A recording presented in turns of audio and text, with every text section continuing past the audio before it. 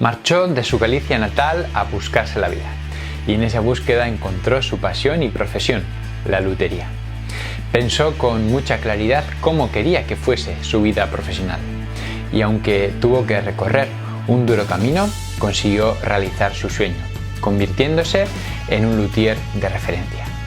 En esta entrevista nos ayuda a romper los mitos y misticismos que existen alrededor de la construcción de instrumentos, aportándonos una visión realista de lo que es un instrumento histórico y mostrándonos cómo es el día a día en un taller de lutería, revelándonos la importancia que tiene un luthier en la vida de un músico, más allá de reparar o construir instrumentos.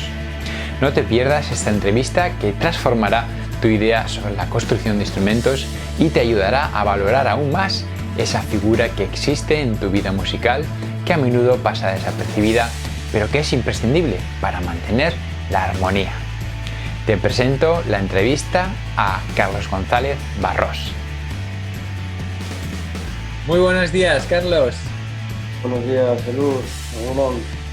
Muchísimas gracias por aceptar nuestra invitación y tomarte una pausa ahí en el taller, que estoy viendo que estás en el taller para atender a nuestra llamada.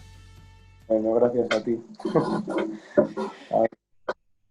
Carlos, hace tiempo que quería entrevistar a un luthier porque digamos que rodea mucho misticismo a vuestro oficio y también para un poco indagar sobre estas cosas de emprendimiento y cómo es montar un negocio propio que al día de hoy creo que nos puede ayudar muchísimo a los músicos, ¿no? Si te parece bien, podemos empezar un poco comentando a ver en qué momento de tu vida decidiste ser luthier. Bueno, pues no era algo que estuviera como en los planes ni de niñez, ni de adolescencia, ni tuve ningún acercamiento. Digamos que yo el acercamiento, o de donde vengo, del mundo de la música, desde adolescente y hasta ahora, es de, igual esto rompe un poco algún esquema, pero de tocar la guitarra y el bajo eléctrico pues en grupos de metal, de hardcore, de bastante ruido. Esa era mi relación con la música. Pero bueno, yo seguí ahí, estudié sociología, terminé la carrera. Entonces fue ahí cuando hubo ahí un punto un poco de inflexión, porque yo decidí que no quería hacer nada relacionado con la carrera, ya que no me gustaba nada. Disfruté de cosas de la carrera, aprendí mucho, pero no quería tirar por ahí. Entonces yo hubo un momento en el que al acabar la carrera me mudé desde Coruña, de donde soy, aquí a Bilbao, pues en el año 2005. Y un poco de donde yo venía de la música, pues decidí que quería aprender un oficio que me permitiese un poco vivir en donde quisiera y saber pues hacer algo con las manos y un poco ese planteamiento básico. Aquí conocí o supe de la existencia de la Escuela de Lutería de Bilbao, que está en el conservatorio, hoy en día conocida como Vele, pero bueno, era de violines, violas. Yo pensaba que iba a ser un puente hacia conocer el trabajo de la madera y poder, pues bueno, igual construir guitarras, bajos, ajustarlos, etc. Me entrevistaron, la visité, me entrevistaron, me admitieron, y cuando decidí un poco en el segundo año de los estudios, pues eso me agarró las tripas, pues el instrumento, el trabajo de la madera, las bóvedas, todo el tema de la acústica, pues me agarró por las tripas y tuve así como pensé muy claramente que yo me quería dedicar a eso profesionalmente, donde fuera. Y entonces pues ahí empecé a dedicarle muchísimo tiempo, tanto en la escuela como fuera de la escuela.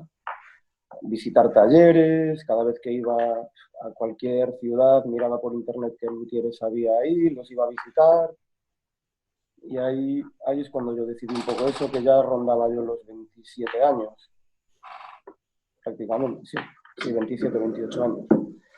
Ese fue el momento en el que decidí que me quería dedicar a esto profesionalmente.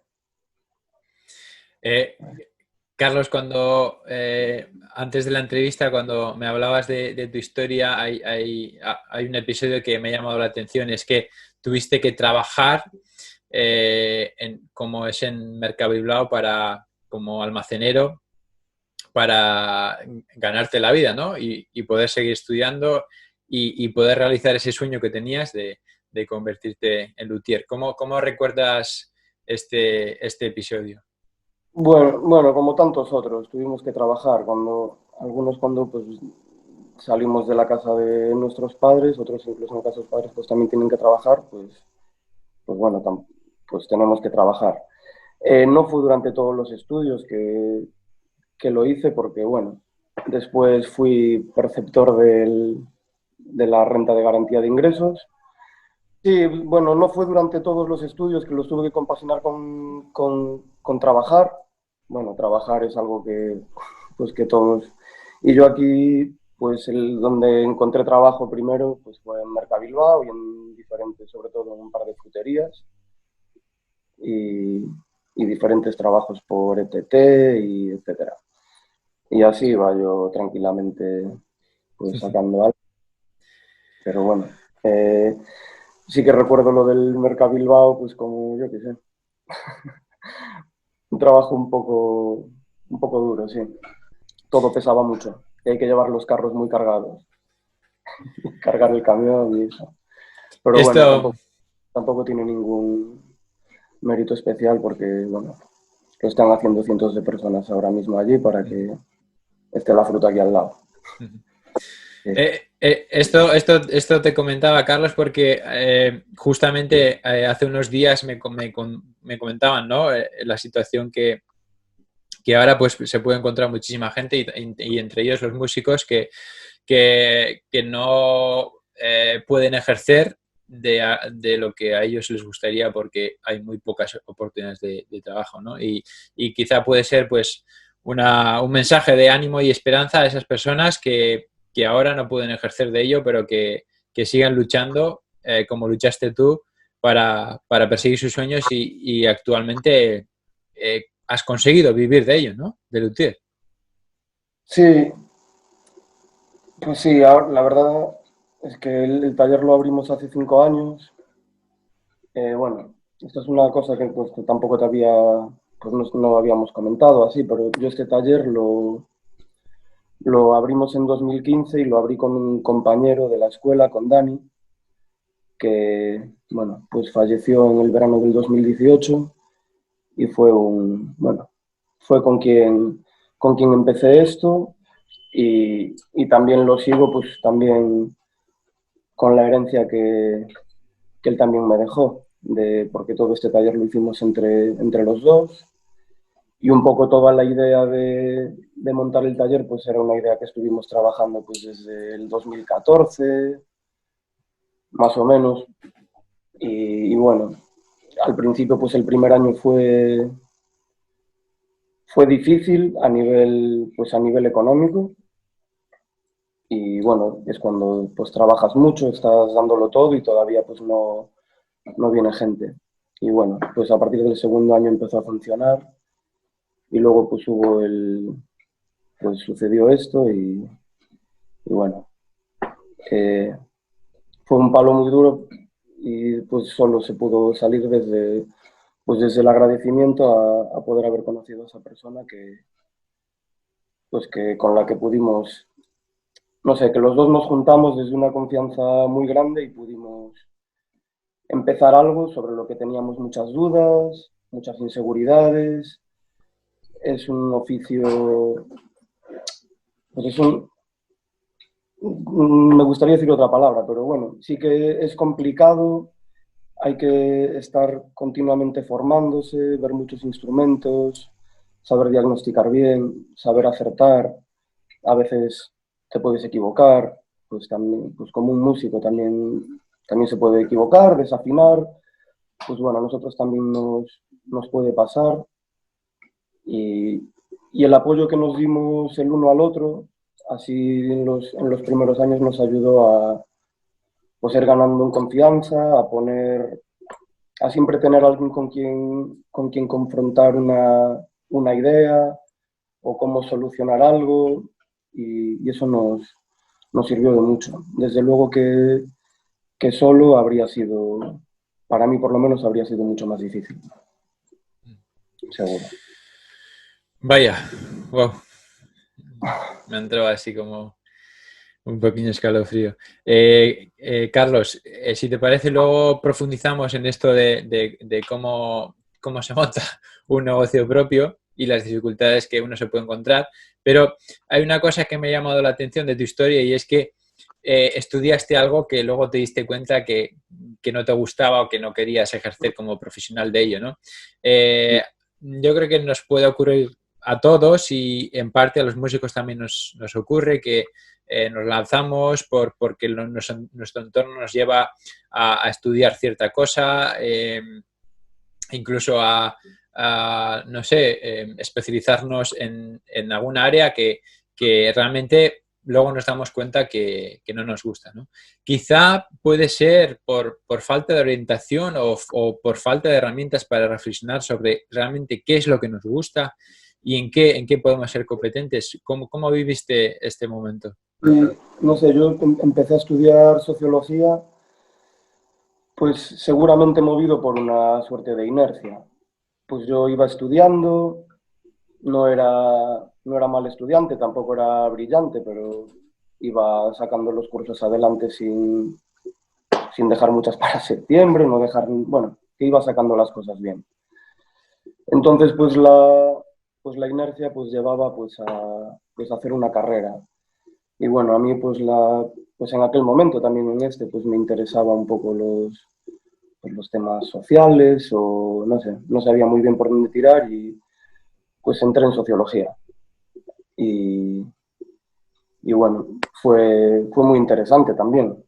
Pero ya una vez en el último año de estudios, sobre todo, pues casi la habría dejado, pero bueno, me quedaba un año y decidí acabarla y pues luego a ver, un poco a otra cosa. La verdad es que no tenía un plan B, pero sí que tuve muy claro que no, que ni quería seguir dentro, pues haciendo doctorados, etcétera, o no quería pasar por esos procesos. Y un poco, pues no sé, supongo que será el proceso un poco de cada persona. En mi caso fue pues por seguir un poco una inercia y desde luego con 18 años, cuando empecé la carrera, pues esto que estoy haciendo ahora de ninguna manera lo podría haber decidido porque no había visto nada, ni tenía ningún referente, o ni cercano, ni familiar, bueno, ni que se dedicase al mundo de la cuerda frotada como músico. Pues algún amigo que tocaba el violín y esto, pero no sé cómo se podrían generar ese tipo pues yo qué sé, pues de no pasar por esos periodos de tiempo, pero yo desde mi experiencia pues fue un tiempo muy válido igualmente. No lo pude haber decidido antes y tuve que pasar por ahí, tuve experiencias muy buenas, conocí a gente que siguen siendo pues colegas y grandes amigos y bueno, pues me sirvió para poner un no muy grande en mi cabeza, que también un no es un punto de partida interesante, bastante importante. Desde luego, saber qué es lo que no te gusta y creo que puede ser un punto de partida muy interesante. Pero luego, por suerte, conociste a lo que sí te gustaba, ¿no? Lo que realmente te apasionó. Y aquí voy a leer de forma textual una frase que me dejaste, que es: pensé con mucha claridad que yo quería dedicarme a esto de manera profesional, ¿no? En cuanto a la lutería. Esta frase me fascina. Y ahora la pregunta es, claro, de tener una idea, ¿no? Como esta, una idea tan clara de que yo quiero ser luthier, y esto a los músicos nos pasa mucho también, yo quiero ser músico, luego uno cómo se convierte en ello. Y además montando un negocio propio, ¿no? ¿Cómo fue este proceso? Pues lento, pero yo, no sé, la verdad es que pude contar por vivir aquí con tener lo del, para mí, hablando así claramente, económicamente fue muy importante contar con lo de la renta de garantía de ingresos, porque eso me permitió, tanto al estudiar como al acabar de estudiar, eh, poder estar trabajando en casa sobre todo esto y estudiando y haciendo instrumentos sin estar buscando pues un trabajo que me quitara 5 4 o 8 horas al día. Entonces yo cuando terminé en 2000, en el curso 2011-2012 creo, sí, pues en mi casa estaba, pues tenía un taller y pues ahí me dedicaba a trabajar. No tenía clientes, no tenía nada, a veces alguna persona de Amurrio o así, porque yo vivo en Orozco, pero me dediqué pues a construir instrumentos y a ver un poco todos los procesos, el tiempo que me llevaban y a trabajar. Yo veía que iba a ser una cosa lenta y que tenía que trabajar mucho. Y pues buscar buena información, llamar por teléfono a luthieres veteranos para preguntarles dudas, yo qué sé, pues siempre nos han ayudado mucho, mucha gente. Primero estoy muy agradecido a mis profesores de la escuela porque son los primeros que tuve y los que me metieron el gusanillo, pues Javi Guraya, Unai, luego Luis Artola, pues, y yo qué sé, luego tuve mucha ayuda de Gonzalo Bayolo, de José Catoira, de Daniel Hoffman, y pues eso fue un poco todo un proceso muy lento hasta que en 2014 yo ya empezaba a tener algún cliente por Amurrio, pero realizaba muy pocos trabajos y alternaba esos ingresos con los del RGI. Una cosa así un poco complicada para justificar a la AMBIDE todo el rato, porque ya era autónomo. Hice a través de Diputación pues un programa de estos de emprendimiento, no sabía cómo, pues que generas un plan de negocio y pues bueno, eso me sirvió un poco para comprender un poco el tema de las formas jurídicas y todo este tipo de temas que resultan muy complicados, porque pues uno a lo mejor pues se le puede dar bien el trabajo aquí en el banco de trabajo y hacer instrumentos, bueno, y saber defenderse, ¿no? Pero luego está toda esa otra parte de al montarlo, que son pues la forma jurídica, ya si vas a coger un local, el tema de las licencias de actividad, de no sé qué, que al principio es como muy lioso, que a veces te llegan informaciones contradictorias desde el mismo ayuntamiento. Pero bueno, esa es una parte que se pasa fácil. Pero sobre todo yo le dediqué tiempo, tiempo. Y con Dani, pues al principio empezamos a ir a trabajar a Zaragoza, así como una aventura de un luthier que había allí, Daniel García, que ahora está en Madrid. Y pues él se marchó de allí y nos llamó y nos dejó allí como un hueco. Y allí íbamos los jueves, solo los jueves, y estábamos ahí jueves y viernes, y nos llamaba gente, allí cogíamos los trabajos, los que podíamos, los hacíamos allí, los que eran rápidos de manera express, y los otros nos los traíamos aquí a nuestras casas, y a la semana siguiente, a los 15 días, los llevábamos.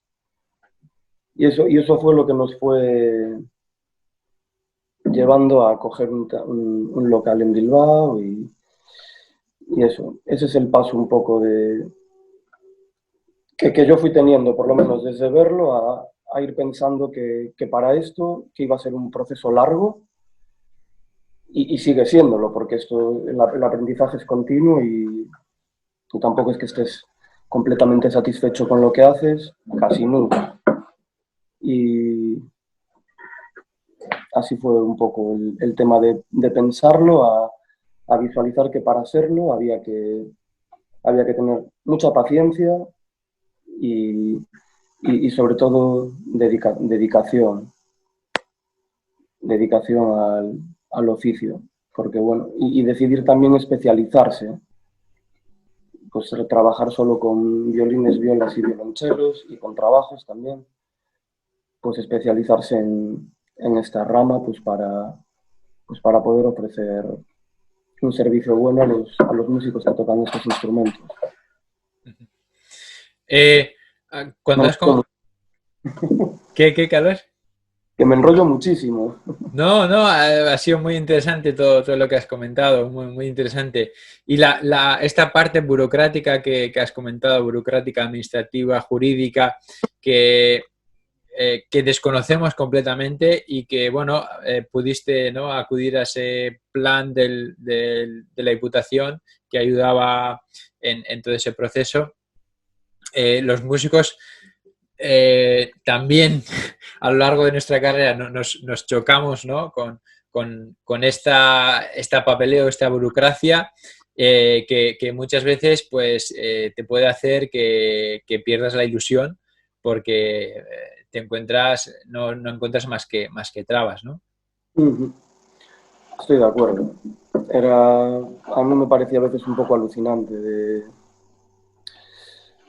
sí, trabas o complejidades. Yo al principio, cuando acabé el tema en DEMA, que era el organismo de la Diputación con el que hice eso, yo no tenía el local alquilado este. Yo estaba en mi casa. Entonces tuve una pequeña subvención, me pagaron autónomos un año, etcétera.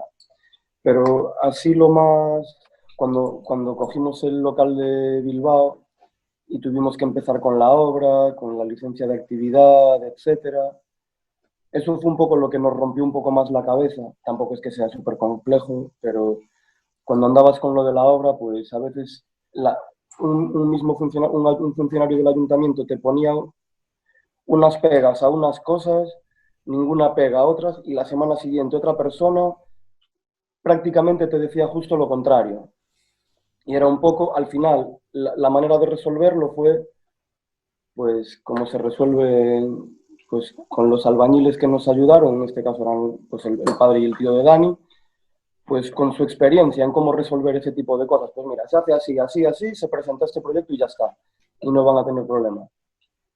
Pero al principio cuando lo tratas de hacer todo, cuando lo quieres hacer todo así, que es que hay que hacerlo así, resulta contradictorio y es complicadísimo aclararse.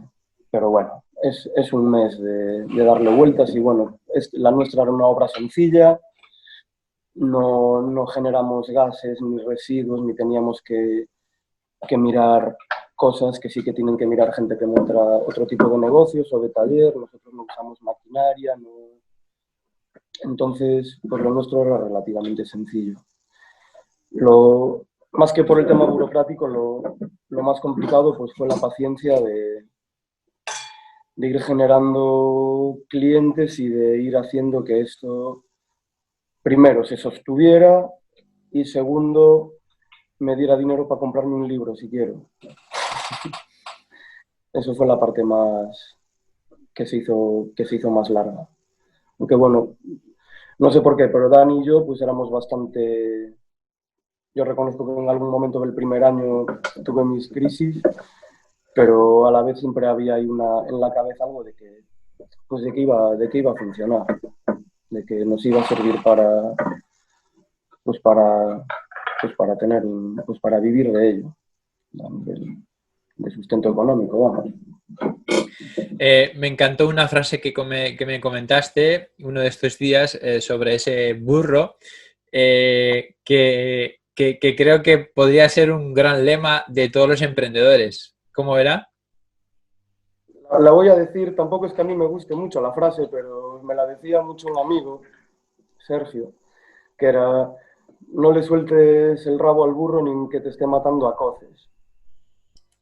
La frase está muy bien cuando estás tirando con algo que además es tuyo propio y que crees en ello o que te gusta, tiene sentido. La frase a veces no me gusta mucho ni por la imagen de estar ahí fastidiando a un burro y porque creo que a veces tampoco hay que dejar partirse el pecho a coces y es mejor soltar y a otra cosa. Pero creo que a veces cuando es algo que elige uno mismo, sí creo que hay que tener paciencia y dedicarle tiempo al tiempo pues para que las cosas, ver a la de un par de años y la cosa funciona o no. Y ya si eso, pues soltar el rabo y vivir tranquilo y dejar de sufrir también. Pero sí, la frase esa nos la decía mucho un amigo y bueno, me acuerdo muchas veces de ella, sí. Genial, genial por las reflexiones, Carlos. Yo creo que son reflexiones muy interesantes. Si te parece, vamos ahora a tocar este punto y que está lleno de misticismos y secretos, que como dices tú no hay secretos, pero secretos que rodean al mundo de los luthieres, de los constructores, de los míticos constructores que existen y que han existido durante la historia, ¿no? ¿Qué dirías sobre todo esto que rodea este misticismo, que rodea al mundo de la construcción de instrumentos? A ver, el tema del misticismo. A ver. Bueno, de cierta manera es normal que, yo qué sé, instrumentos de 300, alrededor de 300 años, pues, yo qué sé, tienen un halo, tienen algo especial, llevan vibrando mucho tiempo, llevan mucho tiempo siendo tocados por diferentes músicos, son instrumentos que han trascendido a todos sus propietarios y que también han trascendido a sus creadores, porque, bueno, todos estos pues, antiguos, los gigantes sobre los que caminamos sobre sus hombros hoy en día, ¿no? Porque nos seguimos basando en esas proporciones, en mayor medida, en esas bóvedas, pues yo qué sé, Guarneri, Stradivari, Amati, Guadagnini, etcétera, Da Salo, Maggini, bueno, y muchos otros. Pues estamos en un oficio en el que la tradición tiene mucho peso y el diseño es muy bueno, es completamente funcional y completamente actual también.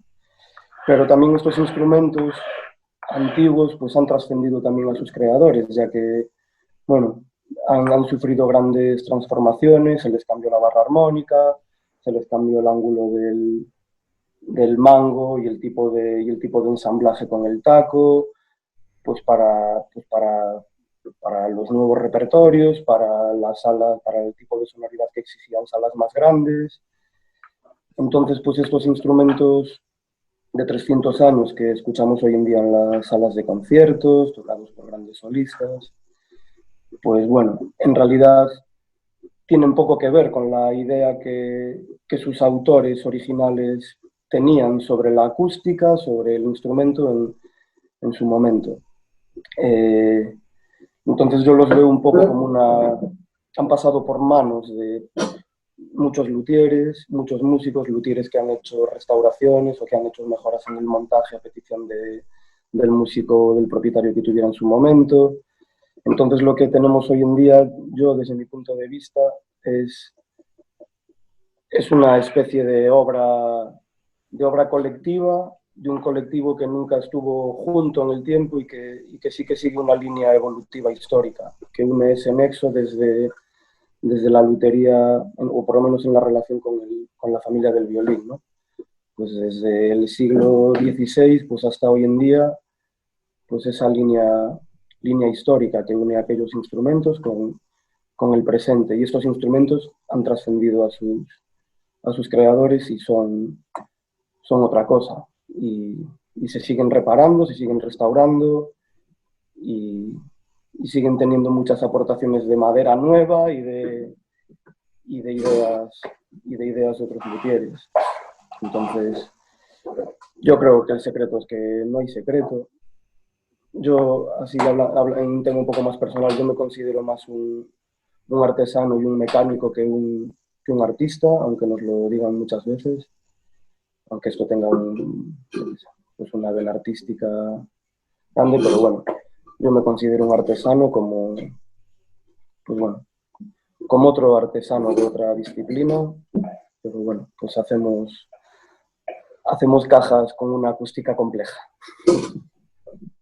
Qué bonito este concepto que acabas de decir, Carlos, de que es un proyecto colectivo. Yo no lo veía así y la verdad es que es un... Voluntario, no hay una voluntariedad en eso, pero sí que lo veo como un resultado y me parece más realista y más bonito incluso que el pensar pues en aquellos luthieres como magos, como poseedores de recetas mágicas, secretos únicos, conocimientos. Bueno, yo creo más en lo que he dicho que en eso. Al final eran artesanos que estaban trabajando muy duro, a algunos les iba bien, a otros les iba regular, y eran artesanos y obreros al fin y al cabo.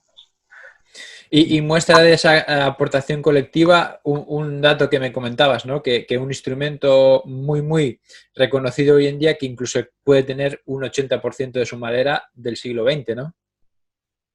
Sí, bueno, a veces pues muchos instrumentos pues tienen muchos tacos, pues yo qué sé, un sello del alma o un peto grande, o incluso hay restauraciones mucho más grandes, como prácticamente sustituir toda la tapa, salvo pues la parte más externa, pues para que esos instrumentos sigan funcionando. El oficio del restaurador es, dentro de la lutería, pues la restauración es un mundo tremendo. Para mí algunas restauraciones son bastante más complejas que construir un instrumento nuevo. Sin ninguna duda, lo digo esto sin ninguna duda. Requieren una destreza técnica, pues conocimientos históricos y técnicas muy avanzadas. Qué interesante esto que comentas. Carlos, para ir comentando un poco el final de la entrevista, tienes mucha relación directa con músicos, ¿no? Y también tienes esos estudios de sociología. ¿Cómo se nos ve desde fuera a los músicos? Hoy es un mundo muy amplio, porque yo trabajo con niños que empiezan, con aficionados, con profesionales, ya sean profesionales pues que su profesión sea más la docencia o más el que están tocando en alguna orquesta. Y es muy variado. La verdad es que no hay un perfil. Hablar de los clientes no es fácil. No sé cómo se ve. A veces también en nuestro trabajo tenemos que hacer así, como a veces como generar alguna confianza. A mí se me ocurre ahora, por ejemplo, a veces sucede pues que viene alguien pues que está estudiando para unas oposiciones o para una prueba, y cuando estamos muy centrados en algo, en una prueba, en una oposición, y estáis estudiando mucho todos los días, continuamente, pues a veces vienen aquí con algún problema en el instrumento o que escuchan cosas raras en el instrumento, y a veces simplemente hay que cambiar prácticamente nada, hacer un pequeño cambio para que cambie un poquito el timbre, o simplemente dar el apoyo psicológico de que todo está bien. Porque a veces también cuando focalizamos muchísimo la atención en algunas cosas y estamos tensos, pues la percepción se distorsiona un poco. Y la escucha, tú que eres músico, la escucha es un proceso complejo. Hay días que nos escuchamos sonando como Los Ángeles y hay días que sonamos a rayos, y yo qué sé, pues puede ser yo, puede ser el instrumento, puede ser. Y a veces pues también tenemos que hacer un apoyo un poco más psicológico que sociológico, y generar esa confianza de que todo está bien, de que el instrumento funciona bien, de que no tiene ningún problema. O a veces pues llevarlo a un punto de ajuste que le ayude a estudiar con más tranquilidad. No sé, suele pasar en épocas que hay oposiciones y así, pues ese tipo de eso. No te ha aportado mucho sociológicamente a la pregunta de cómo se ve a los músicos, porque me parece un ámbito muy amplio y extremadamente diverso, muy diverso. Qué gran labor, aparte de luthier esta, ¿no? O sea, yo no lo veía así, pero, joder, fíjate, ¿no? El impacto tan positivo que podéis tener sobre un músico que está preocupado, ¿no? Que está dando lo mejor que puede para sacar adelante esa Esto sí situación. que son secretos, esto no se debía de decir. Carlos, ¿sigues haciendo música? Sí, menos que antaño, pero sí, sí, sigo haciendo algo así. ¿Guitarra, bajo? Ensayamos poco ahora, pero bueno, toco a veces un poco el bajo en casa, sobre todo. Bien.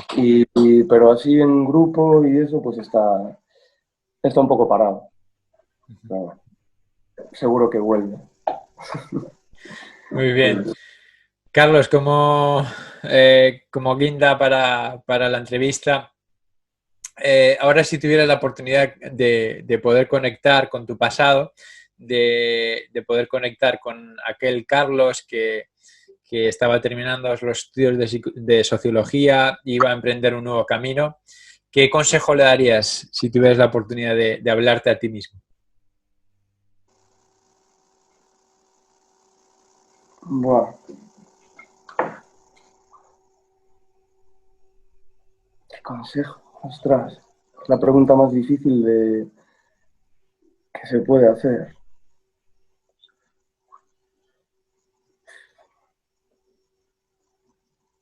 Wow. Pues lo primero que se me viene a la cabeza es que no le daría ninguno, porque seguramente le torcería el camino o algo. No sé. No sé, que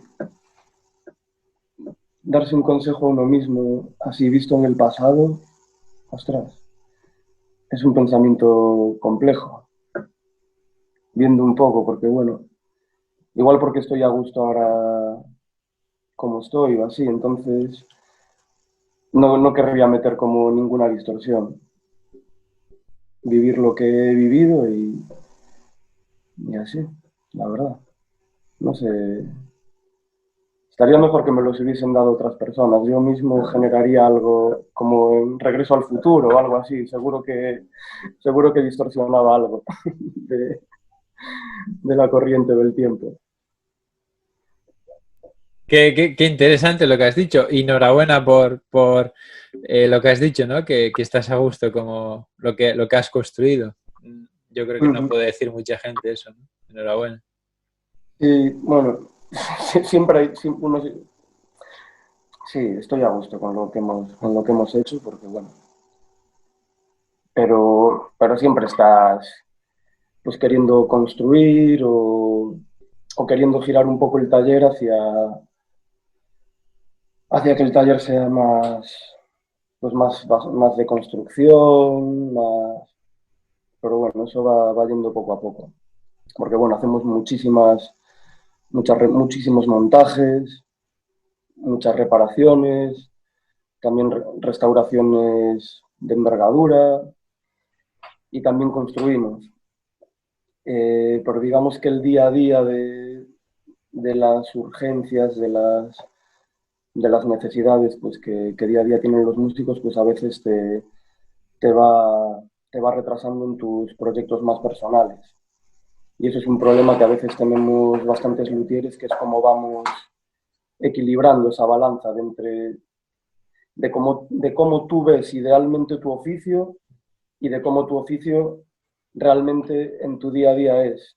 Esto igual suena un poco bestia, pero yo tengo la idea de que yo no quería trabajar en mi vida y que lo más parecido a no trabajar es pues hacer algo que te gusta. Entonces, pues también aquí tenemos que lidiar con cosas que no son las que idealmente más te gustan de tu oficio y hay cosas que hacemos muy mecánicamente, como encerrar arcos, hacer puentes, etcétera, que luego tienen una complejidad también dependiendo de para qué músicos sean muy interesante o ajustar sonido con un músico después de hacer un puente nuevo, pues es una actividad, es algo que a mí me encanta, vamos. Pero a veces poner ahí en la balanza cómo vas, qué tipo de taller quieres, qué tipo de taller haces, cómo aprendes a decir que no a ciertos trabajos cuando tú les puedes dar ese servicio y esa mejora también. Resulta complicado ahí a veces el no. que ha sido una palabra como bastante importante así en mi vida. Y un poco es como jugamos con ese equilibrio entre sacar adelante los proyectos más propios y personales y lo que es el día a día de los trabajos más comunes, porque hemos estado hablando de Stradivarius y de no sé qué, pero aquí no ha entrado un Stradivarius en la vida, y bueno, ojalá, pero me refiero, no trabajamos con eso normalmente, trabajamos con instrumentos de estudiantes, trabajamos con instrumentos de profesionales también, pero el día a día en un taller de lutería pues es un poco más jugar a veces juegas en campos excelentes de césped precioso y otras veces juegas en el barro. Y tienes que darle soluciones a instrumentos baratos para arreglarles la vida y tienes que pensar en una técnica para arreglar ese problema que no sea costosa y que a la vez sea funcional. Y ese es otro tipo de creatividad también. Ese es un poco más el día a día entre lo que tenemos idealmente y lo que deseamos y el trabajo que realmente se demanda muchas veces. Enorme esta reflexión que has hecho, ¿no? Porque los músicos también yo creo que estamos lidiando en el día a día con eso, ¿no? Con lo ideal y con lo que te da la vida, ¿no? Te da el poder vivir y sobrevivir en la vida. Interesante. Carlos, ha sido un gran placer. Muchísimas gracias por ayudarnos a conocer desde dentro realmente lo que hay detrás de esas personas como vosotros, los luthieres, que hemos visto que son más importantes y que vuestra labor va más allá de reparar o construir instrumentos, como es a veces atender y consolar y dar ánimo y tranquilidad a los que se acercan al taller. Bueno, muchas gracias a ti. La verdad es que ha sido un placer también poder hablar de esto y así pensar un poco en voz alta también. Gracias, Carlos. Un fuerte abrazo. A ti, Luz. Un abrazo. Si quieres contactar con Carlos, te he dejado su contacto justo debajo de este vídeo. Si te ha gustado este vídeo, puedes hacer 3 cosas. 1. Suscríbete a nuestro canal de YouTube. 2. Compártelo con tus amigos y compañeros en redes sociales. Y 3. Visita musicosalpoder.com/regalo y accede a todos los contenidos gratuitos de Músicos al Poder.